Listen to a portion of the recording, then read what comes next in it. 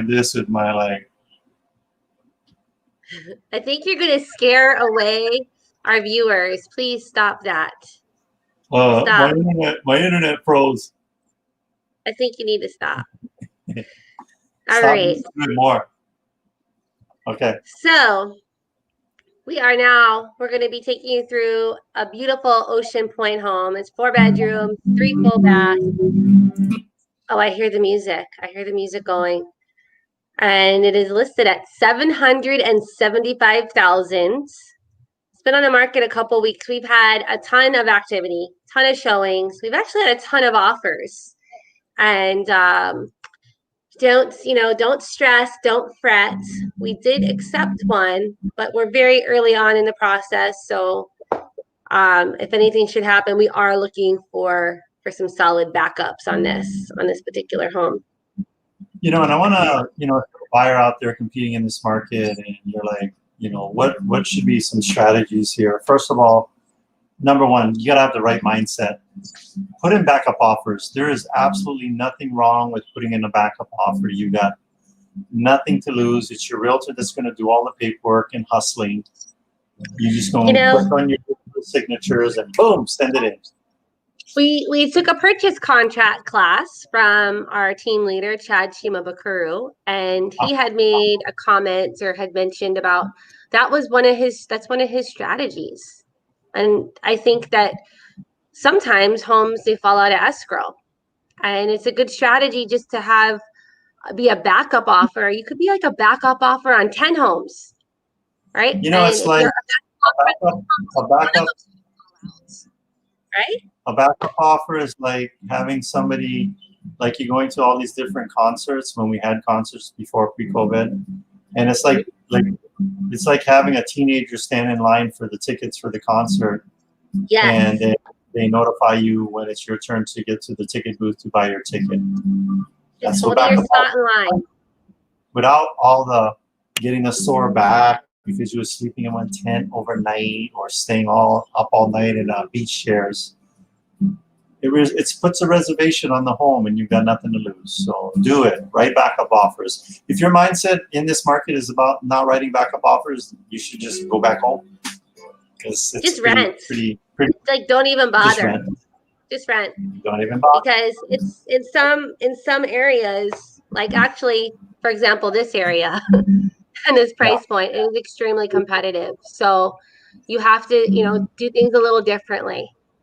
And be resourceful, be with a professional agent that's going to advise you on these kind of strategies. Yeah. Now, if you're a seller looking to sell a home and you're checking us out right now, I tell you right now, here's the top 3 things you got to be asking your listing agent. Well, number one, what's their track record or history? Not last year, not a couple months ago, but I'm talking literally from March 15th forward. Why do you want to know what someone's track record has been March 15th forward, Adrian?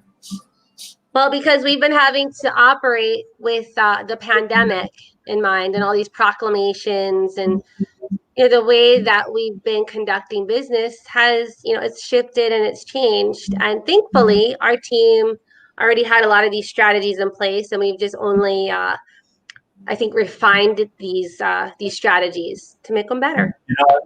In the beginning, it's like driving a 4-wheel drive truck and you have 2-link suspension. Then you get the good shock absorbers, and then it just smooths the ride out. And so right now we're riding smooth. Closed a bunch of transactions during these challenging times. That's right. So I think we're approaching at least 70 since the pandemic hit. And last that I checked, about 10 of them were sight unseen. So using our technology, buyers never even stepped foot prior to putting that offer in. And we're actually going to be closing on one.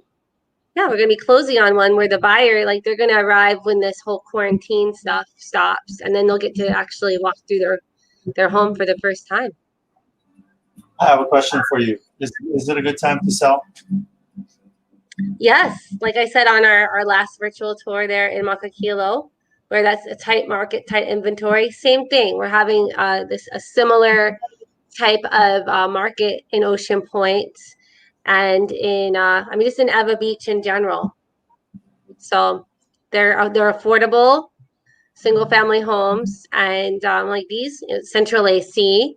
This one actually has 25 panel solar system with backup battery, so it keeps your electric bill down. With that central Yeah. AC, it can really drive the electric bill up, and it's just our I mean, you're talking about $400, $500, $600. Yeah. easily. So it's definitely worth the investment, especially if you have central AC and you live in Ewa Beach.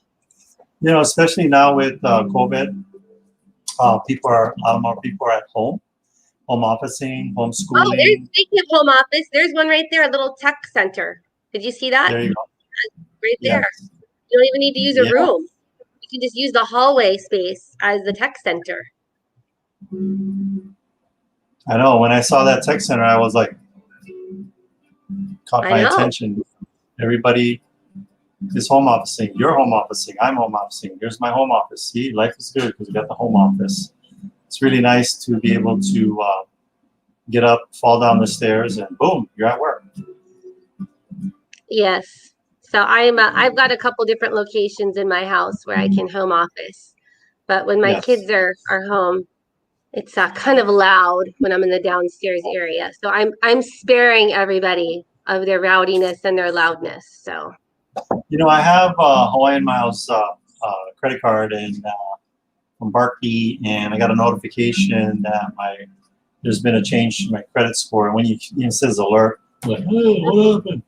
My credit score was going up. Good news. And then who is alerting you? Who is this alerting source?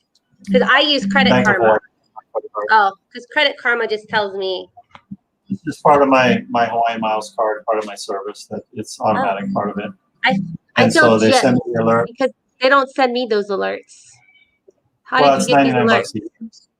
It's $100 a year to be part of this credit card. So I guess that's where that service is coming in. But so I get the alert and I clicked on it, and I was clicking on just some of the stuff just to become more educated.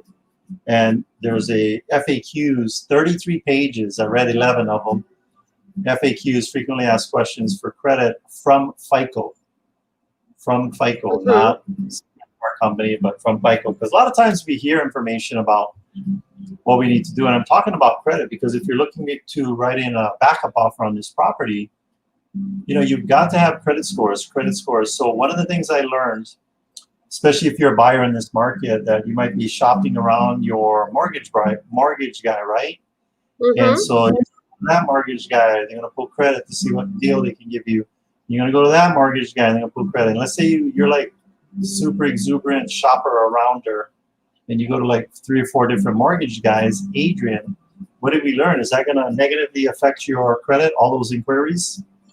No, the FICO score, they don't want to penalize the consumer for trying to be a good shopper, right? And you want to be able to advocate for yourself and make sure that you're getting the best terms and the best interest rate. So you're only going to literally from the FAQs, I read it. It said that it treats in a window of time multiple inquiries to lenders as one inquiry. Auto, like if you get an auto loan, one inquiry. Student loans, one inquiry.